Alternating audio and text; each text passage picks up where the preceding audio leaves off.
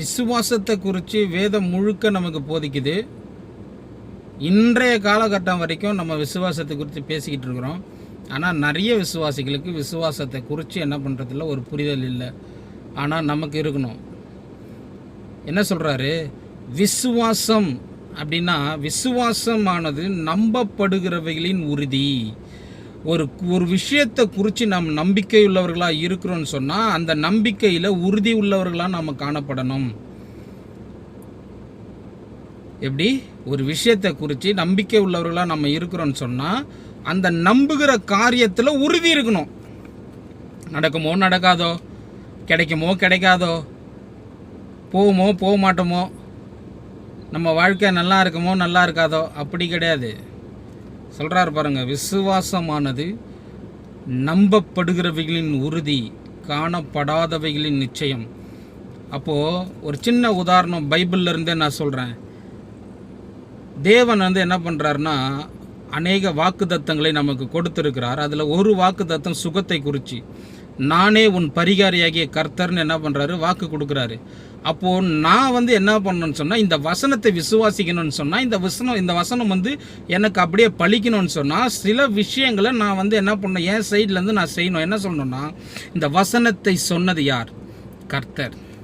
அப்போது அவர் மேலே நான் நம்பிக்கையாக இருக்கணும், அந்த நம்பிக்கையில் உறுதியாக இருக்கணும். கர்த்தர் என்னை குறித்து, என்னுடைய சுகத்தை குறித்து அவர் சொல்லியிருக்கிறார்.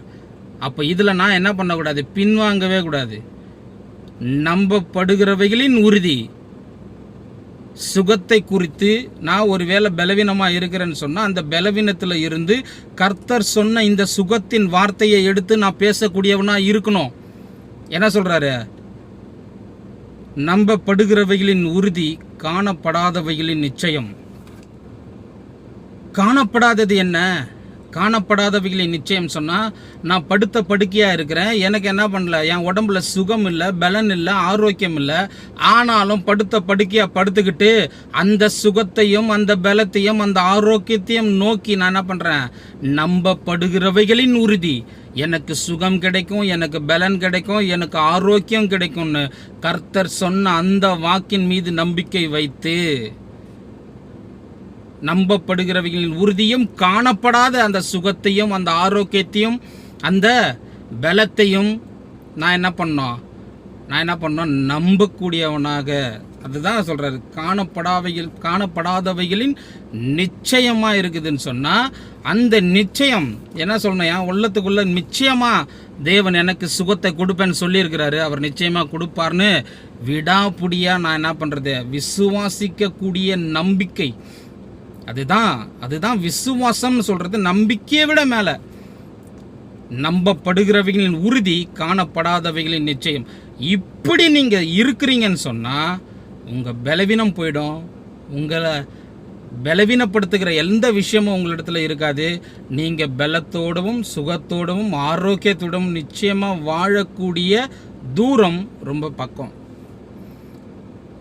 நீங்கள் இப்படிப்பட்ட மனநிறைவோடு, இப்படிப்பட்ட விஷயங்களோடு, இப்படி தேவனுடைய வார்த்தையை நீங்கள் அணுகினால் தேவன் நிச்சயமாக உங்களுக்கு என்ன பண்ணுவார், அந்த வார்த்தையை உங்கள் மீது பலிக்க செய்வார்.